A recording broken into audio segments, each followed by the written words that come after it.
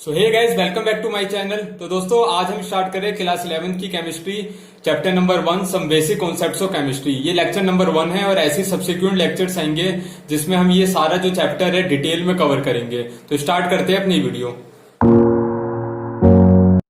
तो दोस्तों, सबसे पहले जो आपको चीजें सीखनी है वो क्या चीज सीखनी है? एटॉमिक मास के बारे में जानना है। आपको एटॉमिक मास के बारे में पता होना चाहिए। अगर मैं आपसे बोलूं कि एटॉमिक मास का मतलब क्या होता है, तो आप बोलोगे सिंपल सी बात है कि mass of an atom. Mass of an atom मतलब एक एटम का जो मास है उसे ही हम क्या बोलते हैं? Atomic mass. सिंपल सी बात है और बिल्कुल सही भी है। एटॉमिक मास का मतलब यही होता है कि मास ऑफ एन एटम। लेकिन आपसे मैं बोलूं कि आप किसी भी एटम का, एक एटम का मास निकालोगे कैसे? तो आपको पता है एक एटम का मास हम कैसे निकाल सकते हैं कि mass of an atom is equal to क्या हो जाएगा? मास ऑफ प्रोटॉन प्लस में मास ऑफ न्यूट्रॉन प्लस में मास ऑफ क्या हो जाएगा? इलेक्ट्रॉन। आपको पता है एक एटम के अंदर क्या क्या होता है? न्यूक्लियस के अंदर क्या होता है?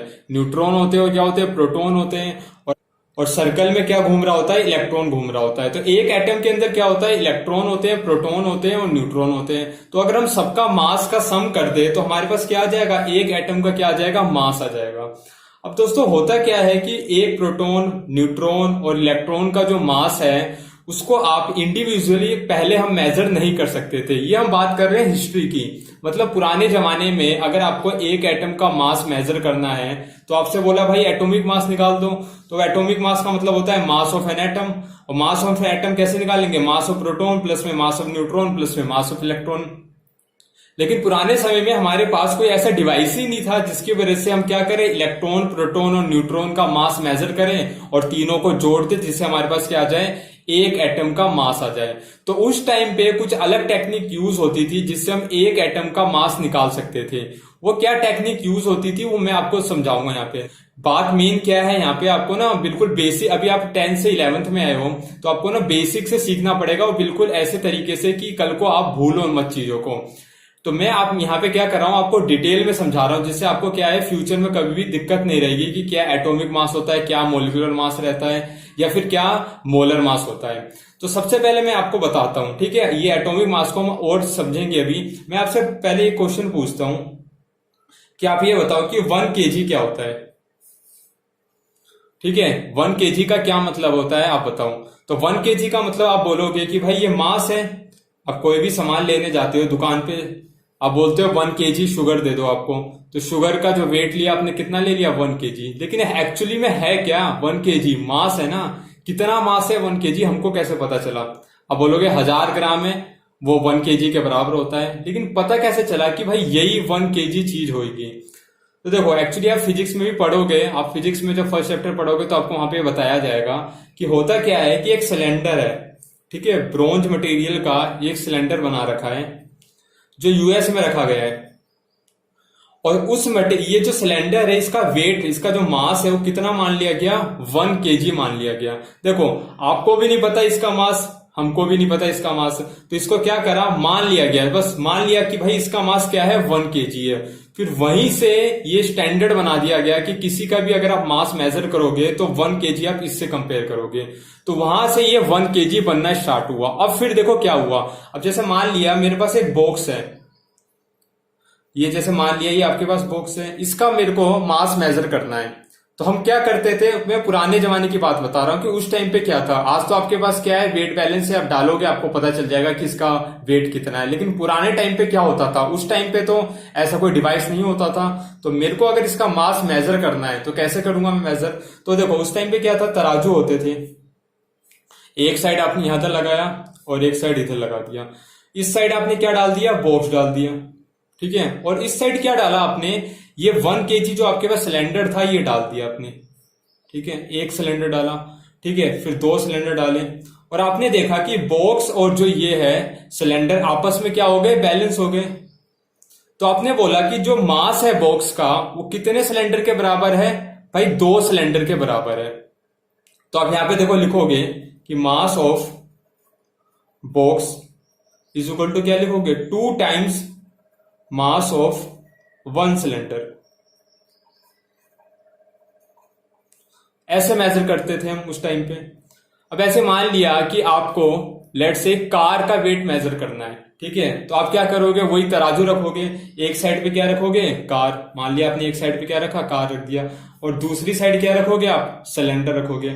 एक सिलेंडर रखा आपने, दो सिलेंडर रखे, ऐसे बहुत सारे सिलेंडर रखोगे, तब जाके क्या होगा, कार का जो मास है सिलेंडर के इक्वल हो जाएगा। मान लिया हमने कि जो 1200 सिलेंडर रखने पे, ठीक है, कार का और जो 1200 सिलेंडर दोनों क्या हो गए, बराबर हो गए, तो आप क्या बोलोगे, आप बोलोगे भाई मास ऑफ कार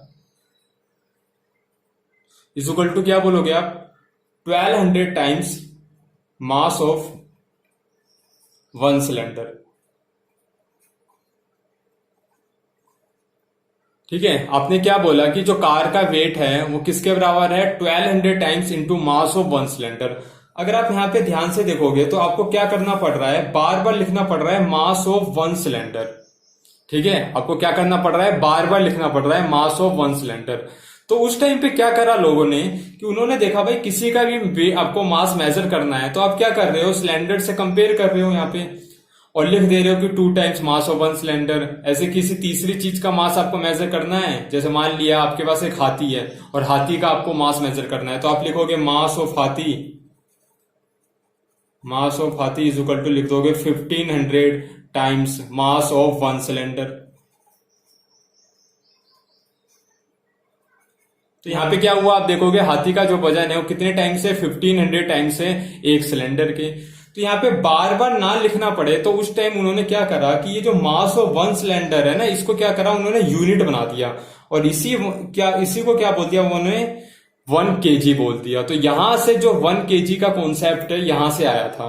तो अब देखो होएगा क्या, mass of box is equal to, आप क्या लिखोगे, 2 kg लिख दोगे। आप ऐसे नहीं लिखोगे मास of one cylinder, 2 times mass of one cylinder. ऐसे देखो मास ऑफ कार आप क्या लिखोगे, 2, पहले क्या लिखते थे 1200 into mass of one cylinder, लेकिन उन्होंने क्या करा, वन सिलेंडर के मास को ना लिखना पड़े बार बार, तो इन्होंने 1 kg बना दिया। तो मास ऑफ कार कितना हो जाएगा, 1200 kg। ऐसी मास ऑफ हाथी कितना हो जाएगा, 1500 kg। तो यहां से जो कॉन्सेप्ट है वो 1 kg का आया था। ऐसे आपको पता होना चाहिए 1 मीटर का मतलब क्या है। 1 मीटर का मतलब सिंपल है, एक रोड है, उसकी लेंथ हमने मान ली है भाई 1 मीटर है, आपको भी नहीं पता ना मेरे को पता, तो उन्होंने बस क्या करा, मान लिया कि हाँ भाई ये रोड है और इसकी लेंथ कितनी है, 1 मीटर है। तो यहां से 1 मीटर का जो यूनिट है वो डिफाइन हुआ। अगर आप मान लिया किसी और चीज की आपको यूनिट निकालनी है, तो आप क्या करोगे, इससे कंपेयर करोगे रोड से, तो आप पता कर लोगे कि हाँ भाई ये 5 मीटर है, ये 6 मीटर है। तो ऐसे जाके ये लेंथ और मास का जो कॉन्सेप्ट आया था। अब देखो उस टाइम पे भी क्या था, डिवाइस तो था नहीं हमारे पास, तो एक एटम का मास आप ऐसे तो मेजर नहीं कर सकते थे कि भाई प्रोटॉन का मास मेजर करा, न्यूट्रॉन का मास मेजर करा और इलेक्ट्रॉन का मास मेजर करके एक एटम का मास आ गया। तो जैसे हम 1 kg हमने डिफाइन करा था, वैसे ही एटम का मास मेजर करने के लिए भी एक कॉन्सेप्ट था वहां पे हमने भी क्या करा था, जैसे देखो यहाँ पे क्या करा, मास मेजर करने के लिए हमने एक कॉन्सेप्ट बनाया। किसका कॉन्सेप्ट बनाया, रोड वाला, रोड से कंपैरिजन करा। तो वहां पे भी एटम का जो मास मेजर करना होता था, तो वहां पे हम क्या करते थे, एक कॉन्सेप्ट लिया था, वहां पे हमने कंपैरिजन करा था। किससे कंपैरिजन करा था, कार्बन 12 आइसोटोप से। ठीक है, अब समझते हैं कि एटॉमिक मास का सही में मतलब क्या होता है। अब आपको समझ में आएगा डिटेल में। तो जो हमने रेफरेंस लिया था, वो रेफरेंस क्या लिया था कि कार्बन 12 आइसोटोप लिया था। ठीक है, एक एटम लिया था, मास ऑफ 1 कार्बन 12 एटम। हमने वहां पे रोड से कंपैरिजन करी थी, और यहां पे एटम का अगर हमको मास मेजर करना है तो हम क्या कंपैरिजन करते हैं, 1/12 into mass of 1 carbon 12 atom. अब देखो आप, जैसे मान लिया मेरे को एक ऑक्सीजन के एटम का मास मेजर करना है, तो हमने क्या करा, यहां पे लिखा मास ऑफ 1 ऑक्सीजन एटम, और हमने देखा कि एक ऑक्सीजन एटम का जो मास आ रहा है वो आ रहा है 16 times 1/12 into mass of 1 carbon 12 atom. ठीक है, ऐसे मान लिया देखो मास ऑफ 1 नाइट्रोजन एटम। एक नाइट्रोजन एटम का हमने मास कैसे मेजर करा, वही तराजू लिया होगा, एक साइड नाइट्रोजन का एटम रखा, एक साइड क्या रखा यहाँ पे, मतलब कैलकुलेशन करी, कैलकुलेशन करके मास ऑफ वन ऑक्सीजन एटम कितना आया, 16 टाइम्स आया। ये देखो जो 16 मैंने लिखा है ये पहले से पता था, मतलब कैलकुलेशन करके आया था वो, इसलिए मैंने लिख दिया। तो यहाँ पे ऑक्सीजन का एटम का हमको मास निकालना है, तो हम कंपैरिजन किससे कर रहे हैं, यहाँ पे देखो 1/12 into mass of one carbon 12 atom से कंपेरिजन कर रहे हैं। वहां पे हम किससे कंपैरिजन करते थे, एक रोड से कंपैरिजन करते थे, और यहाँ पे हम एटम का मास मेजर कर रहे हैं, इसलिए कंपैरिजन करते हैं इस वाली चीज से। कार्बन 12 के एक एटम का जो मास होता है उसका 1/12 लेते हैं। ऐसे हम नाइट्रोजन का एटम का मास मेजर करना है, तो ये देखा गया 14 टाइम्स आया, इंटू में 1/12 into mass of one carbon 12 atom. ठीक है दोस्तों, तो यहां तक ऐसी, मतलब उस टाइम पे ऐसी मास मेजर करते थे। जैसे मान लिया सोडियम का लिखना है तो वहां पे ऐसे लिखा जाता था उस टाइम पे, मास ऑफ वन सोडियम एटम, ठीक है, कितना आता था 23 इंटू में 1/12 इंटू में मास ऑफ वन कार्बन 12 एटम। ठीक है, उस टाइम तक अगर किसी भी एटम का मास हमको मेजर करना है तो हम ऐसे ही लिखते थे। अब देखो यहां पे भी क्या हो रहा है कि ये जो 1/12 into mass of one carbon 12 atom है, इसे हमें बार बार लिखना पड़ रहा है। तो हमने क्या करा, इसको भी यूनिट में कन्वर्ट कर दिया। जैसे वहां पे मास ऑफ वन सिलेंडर को हमने 1 kg में कन्वर्ट कर दिया था, यहां पे हमने क्या करा 1/12 into mass of one carbon 12 atom को यूनिट में कन्वर्ट करा, और इसको हमने क्या मान लिया, इसको मान लिया 1 AMU। देखो ये हमने सिर्फ सहूलियत के माना था, सहूलियत हमारे लिए काम आसान हो जाए, इसलिए हमने क्या करा, इसको 1 AMU का नाम दे दिया। तो देखो अब ऑक्सीजन के जो एटम का मास है वो कितना हो जाएगा भाई, वो हो जाएगा 16 AMU। ऐसी नाइट्रोजन जो एटम का मास है वो कितना हो जाएगा, 14 AMU हो जाएगा। सोडियम के जो एटम का मास है वो कितना हो जाएगा, 23 AMU। अब ये जो AMU है इसकी फुल फॉर्म आपको पता होनी चाहिए। AMU की जो फुल फॉर्म होती है उसे बोलते हैं एटॉमिक मास यूनिट। क्या बोलते हैं, एटॉमिक मास यूनिट। ठीक है दोस्तों, तो अब यहां पे क्या हुआ, हमारे लिए काम आसान हो गया। हम सिंपल लिखना है, अगर एक सोडियम एटम का मास तो हम क्या लिख देंगे, 23 AMU लिख देंगे। नाइट्रोजन का लिखना है तो 14 AMU लिख देंगे, और ऑक्सीजन का लिखना है तो क्या लिखेंगे, 16 AMU लिख देंगे। और 1 AMU किसके बराबर है, ठीक है, 1 AMU किसके बराबर है, देखो 1/12 इंटू में मास ऑफ, ठीक है, वन कार्बन 12 एटम। 1 AMU किसके बराबर है, 1/12 into mass of one carbon 12 atom. तो ऐसे जाके एटॉमिक मास वहां पे ऐसे डिफाइन होता था। ठीक है, तो एटॉमिक मास आपको पता चला यहाँ पे। अब देखो हुआ क्या, उसके बाद जब टेक्नोलॉजी आगे बढ़ी तो हमारे पास क्या होने लग गए, डिवाइस आने लग गए। डिवाइस हमने इन्वेंट कर लिए थे जिससे हमें एक एक एटम का मास पता चलने लग गया। ठीक है, उस डिवाइस का क्या नाम होता था आपको पता होना चाहिए, जिसे बोलते हैं स्पेक्ट्रोमीटर। ठीक है, पहले तो हम ऐसे लिखते थे simple 1/12 into mass of one carbon 12 atom, फिर उसको AMU में बदल दिया। लेकिन बाद में क्या हुआ, कि एक डिवाइस बनाया गया जो छोटे छोटे जो पार्टिकल्स होता है उसका भी मास हमको मेजर करके दे देता है। उस डिवाइस का नाम क्या था, स्पेक्ट्रोमीटर नाम था। तो स्पेक्ट्रोमीटर से हमने क्या करा, सबसे पहले क्या करा हमने, एक कार्बन 12 एटम का हमने क्या करा, मास को मेजर करा। तो देखा गया कि जो मास ऑफ वन कार्बन 12 एटम का जो मास है वो कितना आया, वो आया था 1.99 इंटू 10⁻⁻23 ग्राम। ठीक है, तो स्पेक्ट्रोमीटर से हमने मास मेजर करा, किसका मास मेजर करा, कार्बन 12 एटम का, और उसका मास मेजर करके कितना आया, 1.99 इंटू 10⁻⁻23 ग्राम। अब हमें तो 1 AMU इज इक्वल टू होता है, आपको पता है 1/12 into mass of one carbon 12 atom. तो अगर हमें पता चल गया कि एक कार्बन 12 एटम का मास इतना है, तो उसका अगर हम 1/12 कर दे तो हमें पता चल जाएगा 1 AMU कितना है।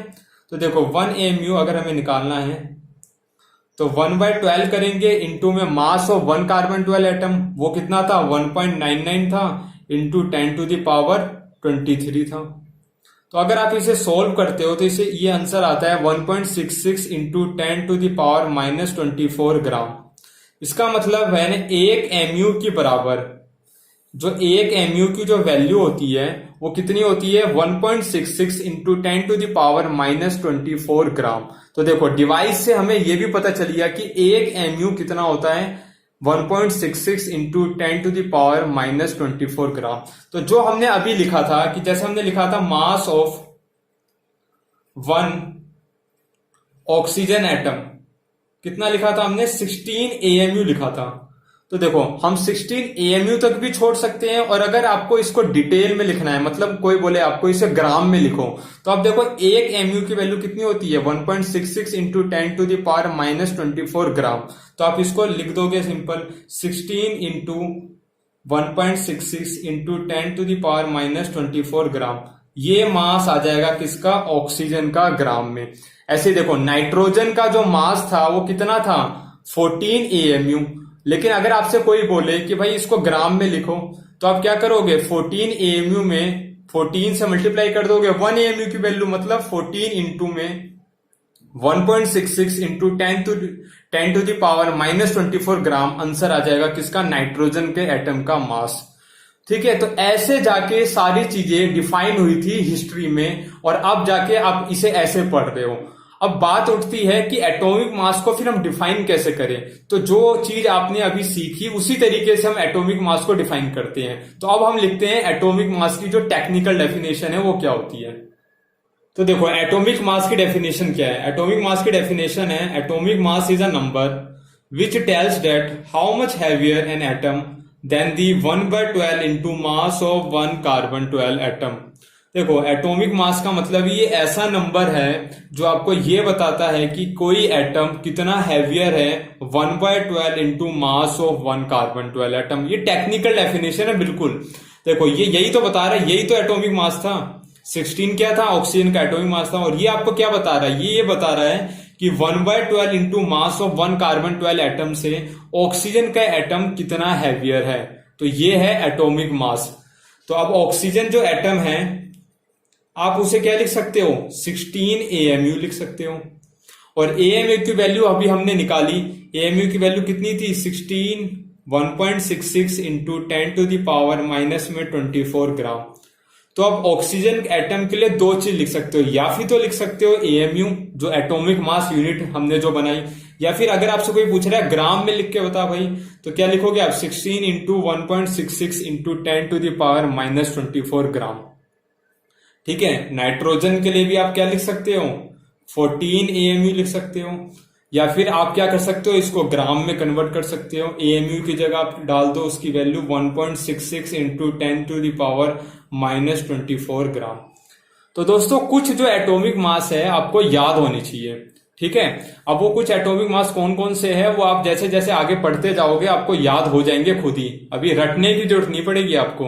ठीक है, आप कोशिश मतलब क्वेश्चन करते रहोगे तो अपने आप याद हो जाएंगे। मैं कुछ लिख देता हूं एटॉमिक मास जो आपको याद रख लेना और कोशिश करना ट्राई करने की। जैसे मान लिया हाइड्रोजन है, ठीक है, तो हाइड्रोजन का कितना होता है 1 AMU होता है। ठीक है, मैं AMU नहीं लिख रहा बार बार। नाइट्रोजन का आपको पता ही चल गया कितना हो गया 14 हो गया। ऑक्सीजन का कितना हो गया 16 हो गया। सोडियम का मैंने आपको बताया कितना होता है 23 होता है। हीलियम का कितना होता है 4। बेरिलियम का कितना होता है 9। लिथियम का कितना होता है 7। ठीक है, कैल्शियम का कितना होता है 14 होता है। क्लोरीन का कितना होता है 35.5। सल्फर का कितना होता है 32 होता है। और भी आप लिख सकते हो, जैसे मान लिया आपके पास है ब्रोमीन है, तो ब्रोमीन का कितना होता है 80 होता है। ठीक है, तो और जैसे जैसे हम आगे बढ़ेंगे तो अगर कहीं पे जरूरत पड़ेगी एटॉमिक मास की तो मैं आपको वहां पे बता दूंगा। लेकिन जो ये जो मिनिमम है आपको पता ही होनी चाहिए, क्योंकि जो क्वेश्चंस होते हैं वैसे आप ट्राई करोगे तो आपको खुद ही याद हो जाएंगे। इसके बाद जो नेक्स्ट कॉन्सेप्ट है जो हमें समझना है वो है मोलिकुलर मास। ठीक है, तो मोलिकुलर मास समझते हैं अब देखो मोलिकुलर मास की डेफिनेशन पहले समझते हैं फिर इसको समझेंगे। तो देखो मोलिकुलर मास की डेफिनेशन होती है the sum of atomic masses of all the atoms present in a molecule is called molecular mass. Simple सी बात है कि अगर आपके पास एक मॉलिक्यूल है, जैसे मान लिया आपके पास एक मॉलिक्यूल है H2O। अब H2O में जितने भी एटम्स है, सबके एटम्स के अगर आपने एटॉमिक मास का सम निकाल दिया तो उस जो आंसर आ जाएगा उसे हम क्या बोलेंगे, मॉलिक्यूलर मास। तो जैसे अगर मान लिए H2O का आपको बोल रखा है मॉलिक्यूलर मास निकालना है, तो देखो कैसे निकालेंगे। हाइड्रोजन यहाँ पे कितने हैं, 2 है, तो आपने 2 लिख दिया। इनटू में आप क्या करोगे, हाइड्रोजन के एटॉमिक मास लिखोगे, तो कितना था, मैंने आपको बताया था 1 था। प्लस में क्या करोगे, ऑक्सीजन का एटॉमिक मास कितना होता है, 16 होता है। तो 2 प्लस में 16 कितना हो जाएगा, 18 AMU हो जाएगा। ठीक है दोस्तों, क्या करा हमने, सिंपल मॉलिक्यूलर मास निकालना है तो क्या होता है, एटॉमिक जितने भी एटम्स हैं सबके एटॉमिक मास का आप सम कर दो तो वो जो आ जाएगा आपका क्या आ जाएगा, मॉलिक्यूलर मास। अब यहाँ पे दिक्कत क्या होती है बच्चों को, बच्चे बोलते हैं सर आपने तो AMU लिख दिया, लेकिन AMU तो एटॉमिक मास की यूनिट होती है, यहाँ पे तो मॉलिक्यूल है और मॉलिक्यूल के लिए तो हम निकालते हैं मॉलिक्यूलर मास। तो AMU तो क्या हो गया, मॉलिक्यूल के लिए भी आपने यूज कर दिया। तो देखो एक्चुअली करा क्या, 18 AMU ना लिखे हम क्या लिख देते हैं, 18U लिख देते हैं। मतलब ये जो AMU था हमने एटम के लिए डिफाइन करा था, लेकिन यहाँ पे मॉलिक्यूल के लिए भी हमने क्या करा, AMU लिख दिया। इससे कोई फर्क नहीं पड़ता, बस कंफ्यूजन ना हो इसलिए हमने क्या करा, U लिख दिया। U का मतलब क्या है, यूनिफाइड मास है। भाई सम तो आपने क्या करा है, एटॉमिक मास का ही तो सम करा है, तो जो आंसर आएगा वो भी तो आपका एटॉमिक मास यूनिट में ही आएगा। तो कंफ्यूजन ना हो, बस इसलिए हमने AMU की जगह क्या करते हैं, U लिख देते हैं जब आप क्या करते हो, मॉलिक्यूलर मास निकालते हो। तो U का मतलब क्या होता है, यूनिफाइड मास होता है। और आपको पता होनी चाहिए एक AMU एक U के बराबर होता है, मतलब कोई फर्क नहीं है। यूनिफाइड मास की जो वैल्यू है और जो एटॉमिक मास यूनिट की जो वैल्यू है उसमें कोई फर्क नहीं होता है। ठीक है, और निकालते हैं एटॉमिक मास। जैसे मान लिया आपको बोल रखा है कि H2SO4 का निकालना है, तो H2SO4 का कैसे निकालोगे आप, देखो जितने भी हाइड्रोजन एटम है वो लिख दिए, कितने हैं, 2 हैं। हाइड्रोजन का कितना होता है, 1, ठीक है। प्लस में सल्फर का कितना होता है, 32। ऑक्सीजन कितने हैं, 4। इनटू में क्या करोगे, ऑक्सीजन का एटॉमिक मास कितना होता है, 16। सबको अगर आप ऐड कर दोगे तो कितना आ जाएगा, 19 AMU आ जाएगा। तो ये क्या आ गया इसका मॉलिक्यूलर मास। और एग्जांपल देखते हैं, जैसे मान लिया आपके पास है CaCl2, ठीक है। तो कैल्शियम है पहले Ca, उसका कितना होता है, 40 होता है। प्लस में क्लोरीन है, क्लोरीन 2 क्लोरीन है तो 2 लिख दिए। क्लोरीन का कितना होता है, 35.5, ठीक है। इसको सोल्व करोगे 40 प्लस में इसको इससे मल्टीप्लाई करोगे तो कितना हो जाएगा, 71, ठीक है। दोनों को ऐड करोगे तो कितना हो जाएगा, 111 U, ठीक है। तो कुछ क्वेश्चन मैं आपको दे देता हूं जो आप ट्राई करना सोल्व करने के लिए। तो मैं कुछ आपको प्रॉब्लम दे रहा हूं जो आप मॉलिक्यूलर मास कैलकुलेट करोगे। सबसे पहला जो है वो आप निकालोगे H3PO4 का, ठीक है। दूसरा मैं आपको दे रहा हूं MgCl2, तीसरा मैं दे रहा हूं AlCl3, फोर्थ है आपके पास PCl5, ठीक है। फिफ्थ हो जाएगा आपके पास निकालना होगा BeCl2 का, ठीक है। सिक्स लिख लो आप PCl3 का लिख लो। सेवंथ H2SO3 का लिखो, फॉस्फोरस एसिड होता है ये। और एट्थ आप लिख लो MgCl2.6H2O। तो ये जो क्वेश्चंस है इनका आपको क्या करना है, मॉलिक्यूलर मास निकालना है, ठीक है। मैं लिख देता हूं कैलकुलेट द मॉलिक्यूलर मासेस। तो ये जो क्वेश्चंस है आप सोल्व करके रखना। नेक्स्ट क्लास में, नेक्स्ट लेक्चर में हम पढ़ेंगे मोल कॉन्सेप्ट के बारे में, जो आपका क्या है, मोलर मास, ठीक है। तो आज की वीडियो में इतना ही था, फिर हम मिलेंगे एक नेक्स्ट वीडियो में।